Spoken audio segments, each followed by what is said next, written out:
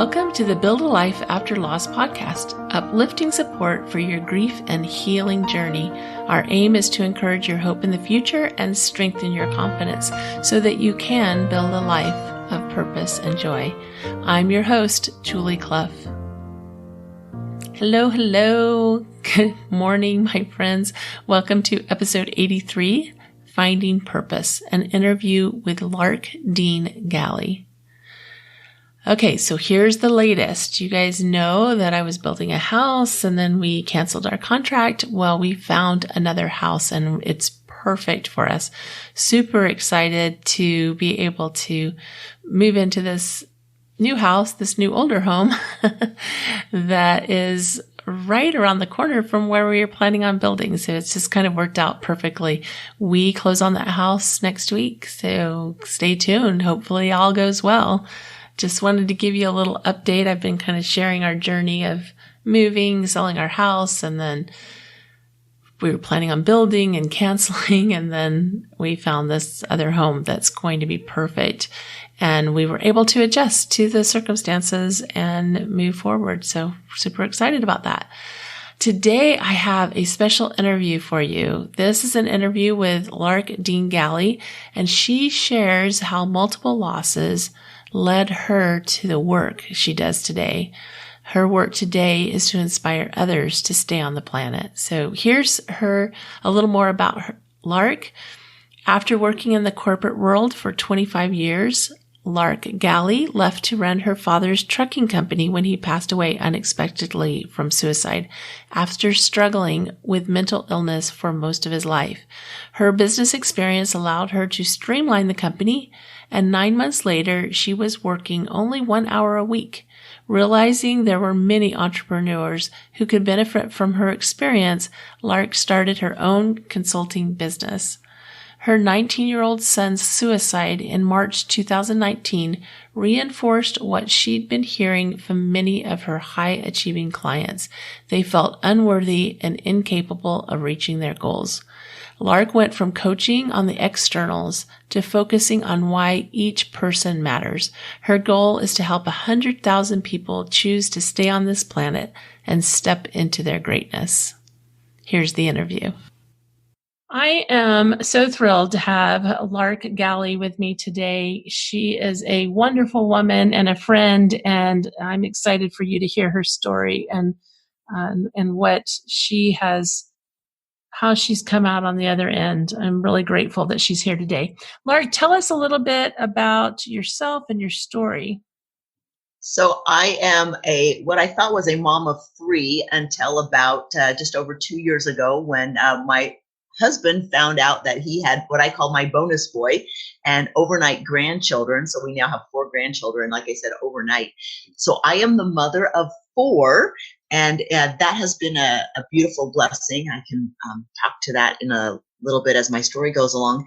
But I was in the corporate world most of my adult life, left to start my own businesses, and was running businesses, doing all of that, just really very involved in streamlining business, coaching business, all of that, and just excited to produce and grow, etc. And then just over a year ago in 2019, my son, 19-year-old son, took his life.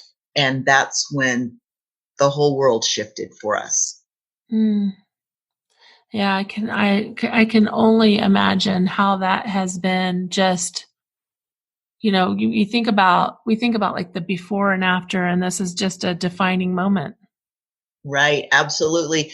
I mean, as we were going through this whole grief cycle, not only did I feel like I had lost my son, but I was now feeling like I lost my husband and my daughters, because we were all struggling with different stages of grief and dealing with it in our own ways, which meant that they were isolating themselves. And so the whole family has gone through a transition and just really had to come to terms with, what does life mean now?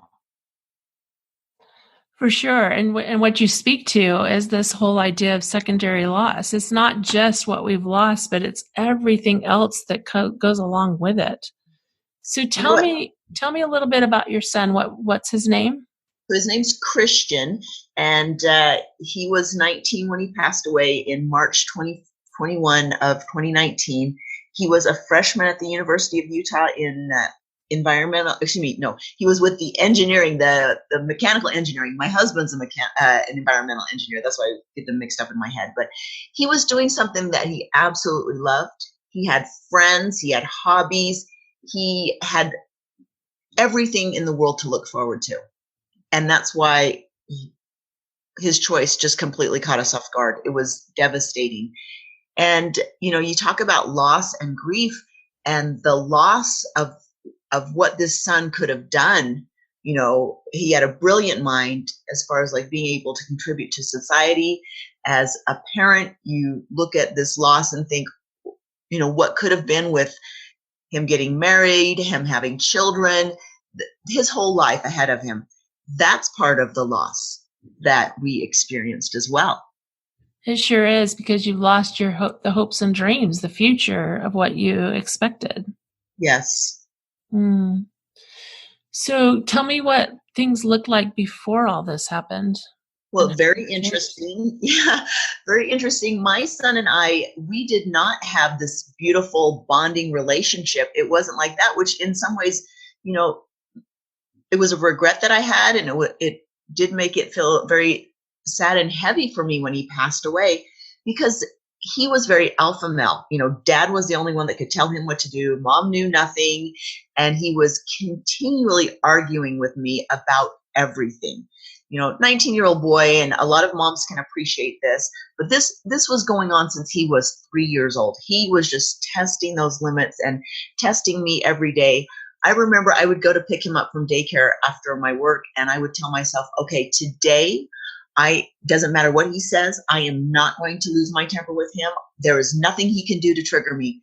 And this boy was like a seasoned defense attorney. He just would dig in and go after me. And every day we would pull out of that parking lot, and my promise to myself was completely out the window. He just knew how to push my buttons.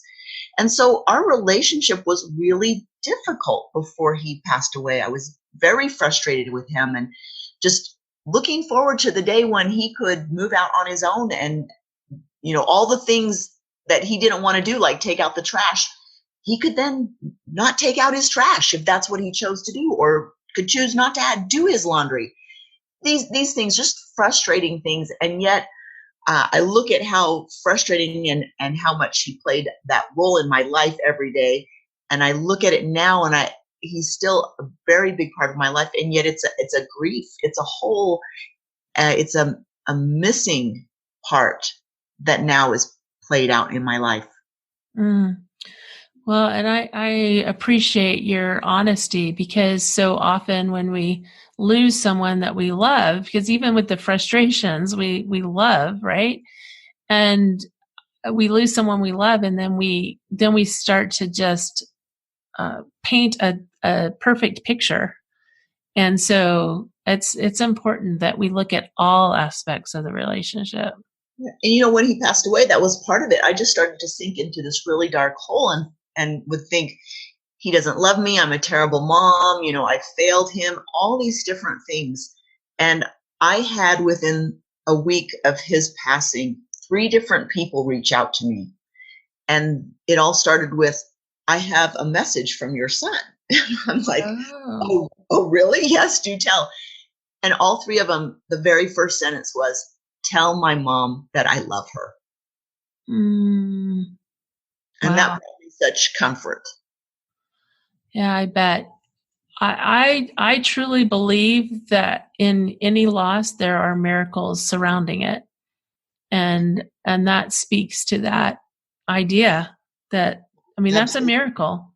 It is. And I will tell you that in the beginning, when I found out that, he had passed away by suicide, the shame and the guilt and just the embarrassment, I wasn't going to tell anybody. I just wanted to sink into a black hole and die, because my father had died by suicide 5 years ago, 5 years before my son passed away.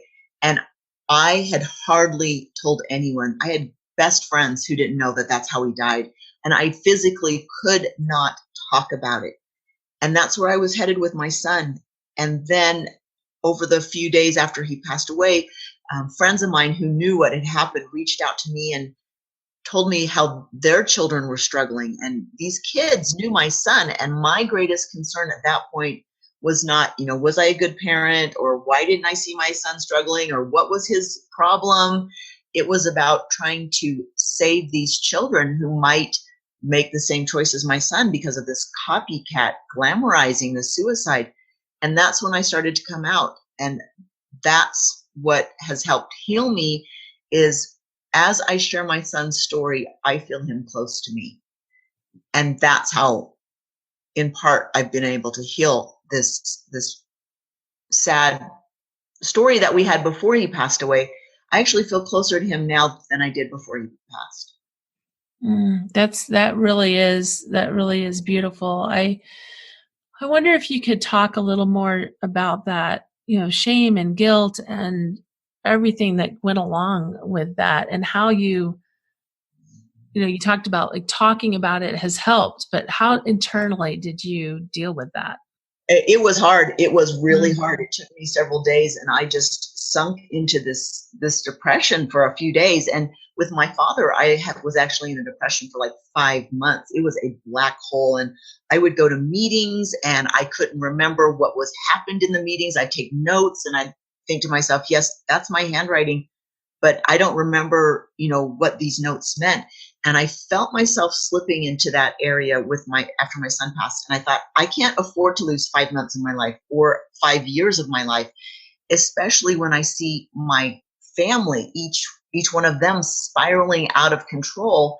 My husband, who is a retired military colonel, who up to that point I'd seen cry twice in our marriage. And one of those times was at his mom's funeral. Very hardened, battle-hardened man. And he was distraught. 3 days. He cried straight for 3 days, just sobbing. And I could see where all of this was going with each one of my family members. And I thought, I don't have the luxury of slipping into a black hole if we are going to make it as a family. And that was part of it. The other part was making a decision. And it's hard to make a decision to rise up over something. But that was something that I had to do and say, this is not about me. And I can't change the past. It's not what I want, but I can't change it. So what can I change? What can I do? I can find a way to tell this story so that it will change the lives of other people. And that's what I hung on to. I just absolutely hung on to that. And I started learning as much as I could about what was going on with with suicide in Utah, with the youth. I did not know it was the number one killer of youth in our state. And I thought I was a pretty good parent. I thought that I would, warn my children about things. We would talk about things. And yet this never came up with as something that was a serious issue.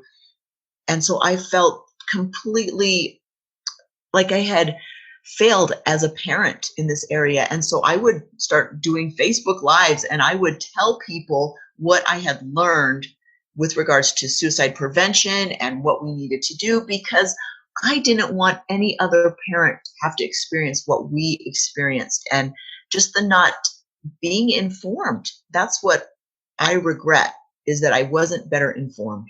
Well, Lark, there are very few people, nobody that I know of except you, very few people that could have this strength to be on the other side, like so soon on the other side, and be sharing that message. Well, I will tell you, it was kind of a process. There were some things that happened in my life earlier that were very, very difficult. The first one was when I was married for 7 years, and my first husband left me 6 months pregnant and just left the country, gone. And that was hard. That was really hard. I can remember 18 months of just complete dark hole devastation, difficulty. And my daughter is what kept me going. And then, like I mentioned, my father's suicide, how very devastating that was, and trying to cope. And so I look back and I see these were milestones in my life where I had to make some choices, and they took me months to process through. And with my son, I realized I didn't have months. I was going to lose the rest of my family if I didn't make some hard choices. And there had to be something good that could come of this terrible thing. And I just really had to make a decision and say, I don't have the luxury of going into a hole. That was my only choice. Mm. And I love that you're talking about choice, because choice is huge. Just making decisions, choosing to heal. A lot of people never make the choice to heal. Right. And I saw that so often with different groups where parents lost their children. And I started to join a few of these Facebook groups, and I realized these mothers were cycling around, and they had kids that had died 3 years ago, 10 years ago, 20 years ago, and they were still telling the same story. And I'm like, I cannot do that. I have got to have a life that there is some joy in it, that there is some kind of meaning that says my message has made an impact. And I had to consciously step away from those groups where they were choosing not to move forward, because that's not what I wanted my legacy to be, is one of depression and just a lack of joy. And then going through the whole grief cycle, that's difficult and in and of itself, as you well know. And we just crossed the 1-year mile mark with my son, and that was, just once again, another difficult week where we knew it was coming up, and we could each of us could kind of feel a little bit off and weird and sensitive, and just knowing that these milestones are there and that we all have grief that we need to deal with as best we can. Yeah, and I warn against those Facebook groups all the time. When my kids died, it was literally the year before I joined Facebook. So it was in the very, very, very early stages of Facebook. And we didn't, when something bad happened, we didn't have a social media group to go to. There was no such thing. And I see these groups now, and I see the same thing. I see the lack of hope. I see the actual, how do I want to say this? The actual, it's propping up this idea that a mother who's lost children is always going to suffer and always be in pain. And I just don't believe it has to be that way. Right. And I totally agree with you. And that, once again, is a choice that I made. And you look at these things about regret and sadness. I regret that I did not strive to improve the relationship earlier in our lives. Something beautiful, 2 weeks before he passed away, my son and I did have an opportunity to have dinner together. And he could be very open with me about, hey, Mom, I wish you and Dad had done some things differently. And I said, yes, I agree. I understand. But, as parents, as you'll find as a parent, is what I told him, that you do the very best you can with what you know at the time. And so we made changes to the family rules so that we could, help them feel like they were more involved with deciding how their lives would be. And so I look at those moments, and I'm grateful for those moments. And just this situation with my son has changed the way I have parented my other kids, and the way I look at my role as a parent in their lives. It's completely different now. In what ways? So before, I honestly felt like I was my children's savior. That if they weren't good people, if they didn't make all the right choices, if they didn't make it back to God, then I had failed. And now I'm like, wow, that was a heavy burden. And so after my son died, I just took that burden off, and I said, you know what? As a parent, my role is to love my children, to support and guide my children, to be their cheerleader. My role is not to judge them. It is not to dictate them. It is not to give them conditional love based on whether or not I think they've been good. It is simply to love, guide, and support. And that's the way I try to interact with my children now. I love that. That's a very, very important message. And it's one that, like you, I learned to, later. I learned after, when my kids were grown, and I could see how controlling I was trying to be in making sure, like you said, that they like lockstepped in line everything they were supposed to do at the right time, in the right place, and so forth. And that puts a lot of pressure on you as a parent, and puts a lot of pressure on them. And then they're always concerned, well, what if I don't do what mom and dad want? What does that mean for me? And am I out of the family? And I just think our children are looking for love and acceptance just the way they are. That's it. For sure. And I think we all are doing that. We all are looking for that love and acceptance just the way we are. And I think that's one of the reasons we're here living on this earth, is to figure out how to love better. And that's why, for me, when I look back and I have regrets about the past, like you said before, we can't change the past from our present knowledge. We did the best we could with our knowledge at the time. All we can do is be true to the things that we're learning. Right. And so if I know something better now, how am I implementing it now? I can't change before, but what am I doing now that is going to help me live up to my higher knowledge? And how am I interacting with my spouse, with my children, my grandchildren, with my neighbors and friends? Before my son died, I'm a very task-oriented personality type. It was about tasks. And now with my son's passing, I realize that everything revolves around relationships. Even work, it's all about relationships. How can I improve my relationships with my family members, my friends, my coworkers, associates, neighbors? It's just about relationships. And more importantly, it's about love, about loving and accepting them just the way they are, because, I'm not asking them to change their lifestyle, and they're not asking me to change my lifestyle. And we're just loving each other for who we are. And those are important, hard-won lessons. Yes.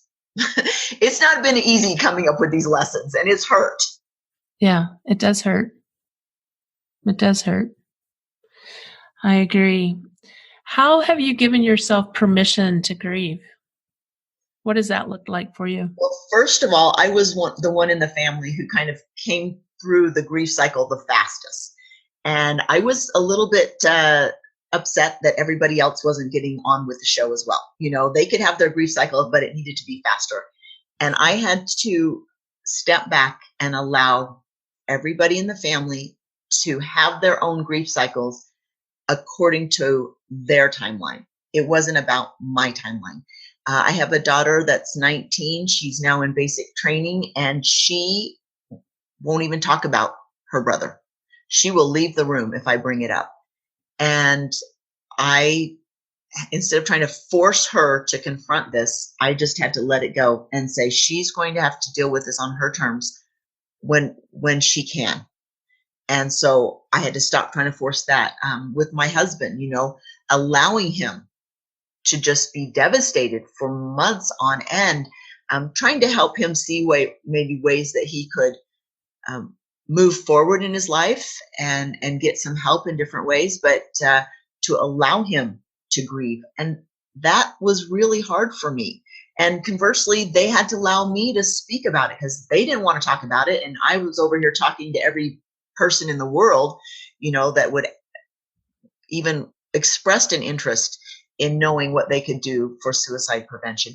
And I will tell you this, just over a year ago, if you had told me that you would be on a platform talking about suicide prevention, or you would be talking about God and in public forums and just doing all this spiritual stuff, I would have said, no, you're crazy. I don't talk about my spiritual stuff. That's my personal stuff. And I don't talk about suicide prevention because that is embarrassing and that's a stigma and that doesn't happen to normal people.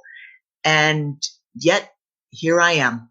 And I'm just moving forward and trying to say, this is a hard lesson and it's a hard path, but I want to talk about it so that I can help you understand that you never want to be on this path, first of all. And second of all, that if you're thinking of suicide, we need you. We need every person to stay on this planet because you have a message that only you can deliver. And if you're not here to deliver that message, when another person down the road needs to hear that message, you're not going to be there for them. And that's huge. And that's why we are so connected and we need each other. You are absolutely compelled to share your message. I am. And I love it. I love it. I love that you have adjusted, or you've taken everything that's happened and you've allowed it to transform you. Yes. You know what? And honestly, grief transforms us. I want to say at the DNA level, I am not the same person I was a year ago. The things that used to upset me, I just can't even go into that sphere anymore. It just doesn't even faze me anymore. It completely changed my inner being. And it has helped me to become more compassionate, more patient, more loving. All of these things that we love to strive for and to be, we just don't want to pay the price to be there. Yeah. And I totally agree. And I think too often we think of grief as being crushing, which it is crushing. It is absolutely crushing, but we don't recognize it as it's the path to healing. Yes. The grief is the path to healing. The grief is the path to transformation. Absolutely. You know, and we do have to go through grief. And there have been times when the grief was so overwhelming, it was just debilitating for me. I kind of got out of the chute pretty quickly as far as like, okay, I'm going to take on tasks. I'm going to learn how to do this. I'm going to, cope with this. And so in the beginning months, I actually did much better thinking that with time, it will heal my wounds. That's not really what happened. At about the 4.5 month mark, it really hit me and my husband hard. It was, yeah, he's not coming back. He's never going to walk through that door again. And it started to get harder. And at the 6 month mark, it was so heavy on my heart, I could barely breathe. And I went out walking. I was in southern Utah at a retreat that weekend. And I went out walking by myself out in the Red Rock. And I had a talk with God and my son. And I said, I want to share this message, but I need you to take away this piercing pain in my heart that hurts so badly that I can barely breathe. And it was gone. It's not that the sadness was gone, but the overwhelming pain that you're walking around with a stake in your heart, that part was gone, so that I could breathe and so that I could continue to share this story, because I couldn't do it being so weighed down with just the grief. Yeah, I remember you telling me about that. And that is when we can, your belief, your faith, your conviction of your purpose and your message is really powerful. Thank you. And I don't doubt it for a minute. I absolutely feel like God has given me this calling. It's not anything that I would have wanted. I don't know that anybody, raises their hand and say, yeah, I'll take that one, please. But I feel like it is an absolute calling from God. And I am not a therapist. I'm not a doctor. I am nothing in that field. I am simply a concerned parent who wants to make a difference in the lives of other parents and other children. And I made a promise to God. I said, I will do whatever you need me to do. I just need you to open the doors. And sometimes it's been like, oh, I need to talk about that. Ooh, okay, fine. We'll talk about that. Or, oh, I'm writing a book. Okay, apparently I'm writing a book. Or I'm going to be on other people's podcasts, or whatever it is. I'm going to do it because I have promised that I will share my message. And the doors have been opening. I had a big publisher talking to me earlier today about this book that I've finished the rough draft for and getting ready to release to a publisher. And just the miracles, because I am so impassioned about this story that people need to hear.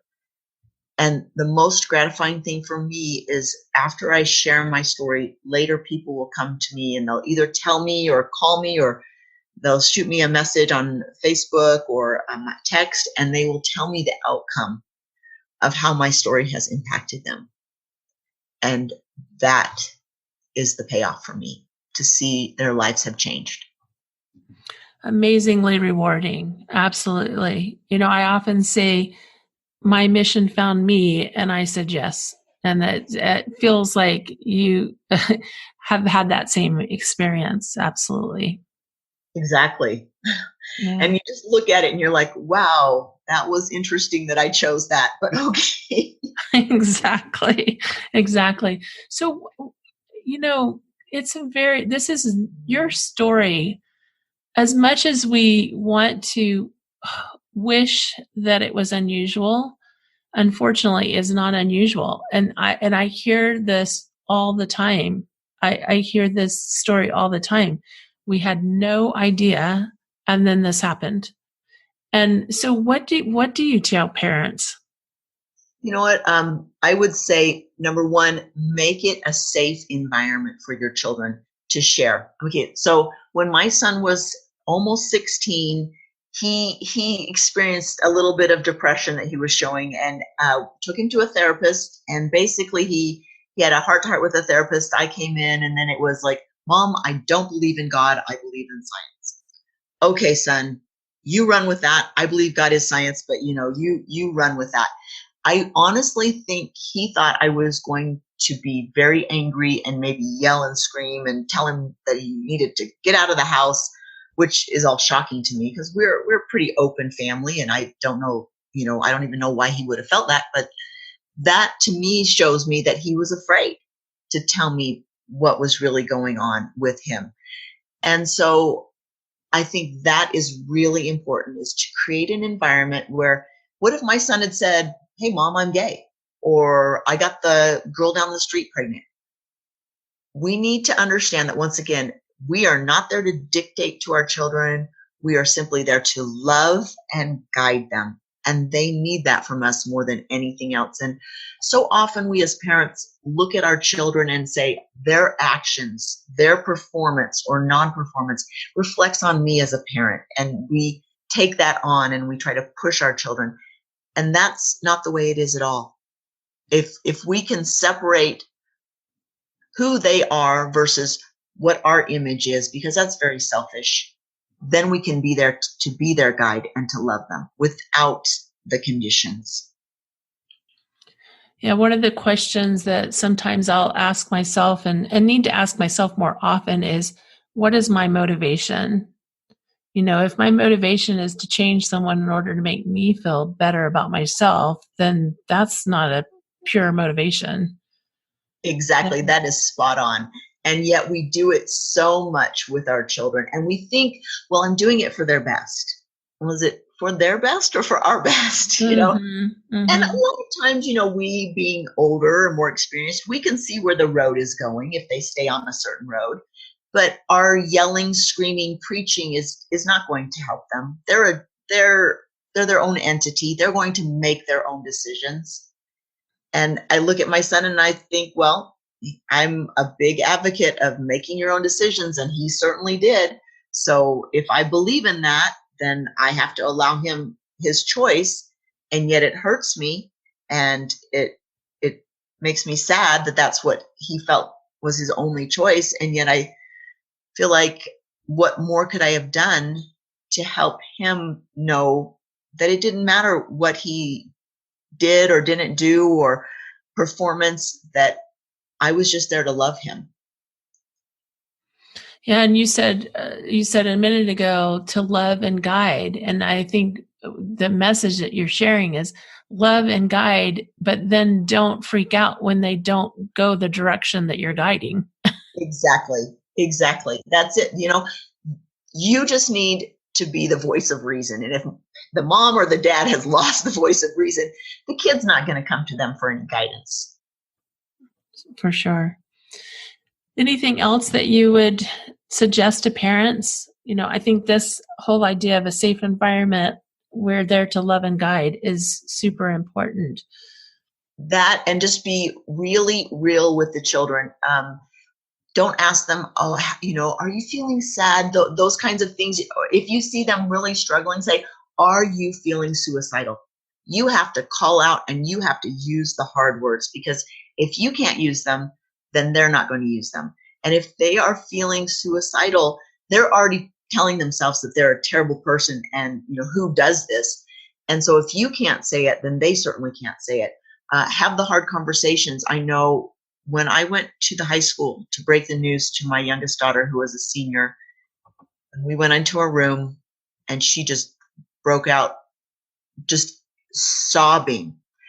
And I said, well, let's get you home. And she said, no, Mom, I can't. I have to run. And she was on the track team and she wanted to just leave the high school and just run and run and run for miles. And I had to tell her, even though she was distraught, I said, I need to know from you that you are going to be in a safe place, that you are not going to harm yourself. Tell me this, tell me that. And she said, yes, I am fine. And I had to let her run. I had to let her go, but I had to have that very hard conversation with her because I couldn't show up with another dead child on my hand that day. I just couldn't do it. And so since then, there have been a couple times where I've had to have conversations with my spouse, with my other kids, and say, tell me where you're at. Are you struggling? Do you need help? It's not an easy conversation, but sometimes these are conversations that have to be had in order to save your children or save the ones you love. Yeah, thank you. What would you tell parents who have experienced what you've experienced? How can they? Because I'm telling you, the world right now is telling them there's no coming back. Their life is over too. And I know that's how it feels in the beginning. But what would you tell a parent that's gone through what you've gone through? You know what? I remember like the week before my son's 1-year anniversary, the negative thoughts started to come back. And it was like, I wish it could have been differently. I wish this, I wish he wasn't dead. I wish. And when those thoughts come up, I start to spiral down into the black hole and I have to catch myself. And I have to say, okay, it doesn't matter what I wish. Let's stop talking and thinking about what I cannot change. I can't do anything about that. I have regrets, but what can I do? What can I focus on that helps me to stay out of those dark thoughts that spiral down? And I would say to parents or to people who've lost a loved one, you need to find something that's bigger than you. You need to find a reason. And for several months after my son passed away, even though I felt like I was sharing my message, I had to have a reason that was bigger than I was. And I was doing some meditation and I finally got my reason. And the reason was my husband's from New Orleans and he's a rabid LSU fan. And I am always hearing statistics about the LSU team and stadium. And that stadium holds 104,000 people. And suddenly in my meditation, I was in that stadium and I was on a stage. And 104,000 people were walking past me saying, thank you for sharing your message. Because of your message, I chose to stay on this earth. And that's a significant number of people. And I just think that is my mission. That is my reason, my why, to get up in the morning and to keep going on, even when it hurts and even when it's hard. Because I want to make a difference, something that's bigger than me. And that's what I think somebody needs to find. other people's mission or message is not the same as mine. We all have different ways we can impact. And maybe it's like my neighbor up the street, her daughter passed away 3 months after my son, and her passing was from an overdose, intentional or not, we don't quite know. She had been struggling with, she was in her late 20s and living at home, and she'd been struggling with alcoholism and different drug overdoses, and she had she was very sick and just struggling that way. And so for my friend up the street, her mission is taking on the 3 children that her daughter left behind, as well as several other grandkids that she has, and loving and mothering and helping in ways that maybe their parents can't fulfill all those roles. That's her mission. And it's bigger than she is. And it's overwhelming. I don't know that I would want to take on 20 grandkids as my mission. That's a lot. Mm-hmm. So it's finding something that speaks to you that's bigger than who you are. That's how you go on. And just as a side note, as I mentioned when we started about my bonus boy and 4 grandkids and daughter-in-law who are lovely, they have saved our family's life, honestly. They came into our lives just about a year before my son passed away. They got to know him. He got to know them, absolutely love those grandkids. And that has given my husband meaning, to know that there are 4 little kids in the world that think Papa walks on water. Mm. And that has been a blessing. And I see the God winks in ways that just help comfort us when it's hard. Yeah, it gives you purpose, and boy, what a vision you've been given. What a gift that is, to have that vision, to see that stadium of people, to see that gathering. And when we have vision, it gives us something to walk towards. Exactly. Because, not every day is happy, rainbows and unicorns, as my son used to say. It isn't like that. It isn't like that at all. It's just moment by moment choosing to do something higher and better that's going to keep me out of the dark hole. Absolutely. Absolutely. I thank you so much for sharing with us just everything, sharing how this has impacted you, how you have moved forward.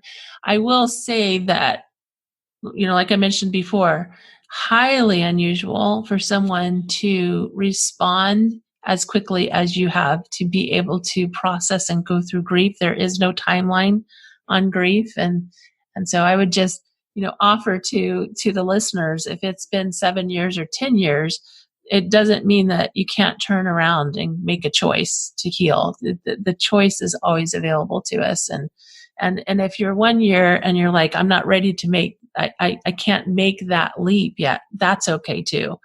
But I really appreciate everything that you've shared. Tell us a little bit about your book, when that's coming out, how people can reach you. So for my website, larkdeangalley.com, I put some resources up there for people who might be struggling. And some people asked me to put together like an emotional self-reliance course, which I thought was funny because before my son passed away, I wouldn't have done anything with the word emotion in it at all. So that's kind of funny, but just some skills to maybe build up our self-reliance, so that when different things happen to us, especially in volatile times, how can we keep our emotional stability strong and moving forward?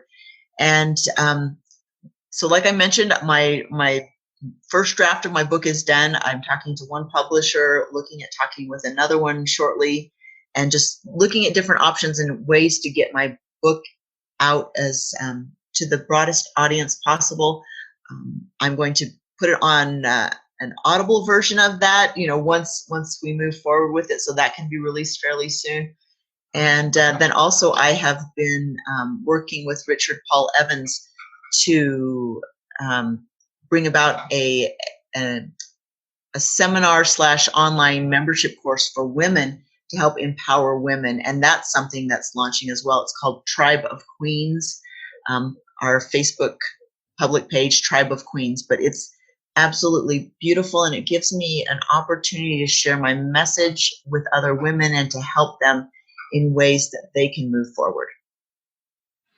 Wonderful. And we'll have all of that in the show notes. So if you're listening and you're like, okay, what was the website again? Just go to the show notes. It'll be there so that you can reach Lark. I love what you're doing, and I hope that if I can help in any way with Tribe of Queens or anything else that you're doing, that you will reach out, because it's a beautiful thing to watch somebody take a horrible situation.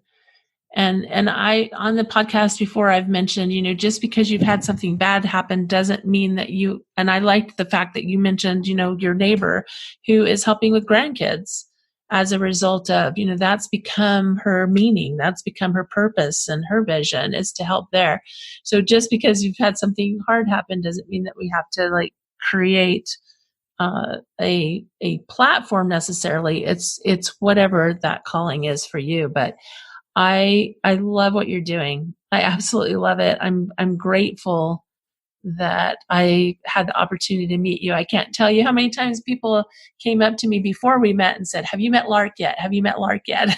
So it was meant to be. Yes, thank you. Thanks so much for being here. Did you have anything else that you wanted to share before we go? You know what? Life is good. Times that can be hard and it can be a struggle, but life is good and life goes on. And it's not just about this moment. I really believe that this is just a moment in time, and that everything will be fine. Yes. Thank you, Lark. Thanks, Julie. Fascinating interview, wasn't it? I so appreciate Lark's willingness to come on and share her journey and how her grief had stacked, and then she was able to move forward and find her purpose in life. So super grateful to Lark for being on the show. I wanted to let you know that on June 2nd, we have our next Build a Life After Loss virtual workshop. You do not want to miss this. It's regularly $27, but now it's only $5. So register today. It's worth well more than even $27, because we're going to be talking about why you feel like you're on shaky ground and what to do about it, and how you can shape your environment for success, and how to use right brain and left brain functions, these functions that change during loss, and how to use that to your advantage, even the change. Also, the new book, Miracles in the Darkness, Building a Life After Loss, is coming out in July. If you are ready, and I hope you are, to read the first chapter, go to the website, buildalifeafterloss.com, and download the first chapter. Thank you so much for being here. I love being here with you each week. I believe in you. Bye.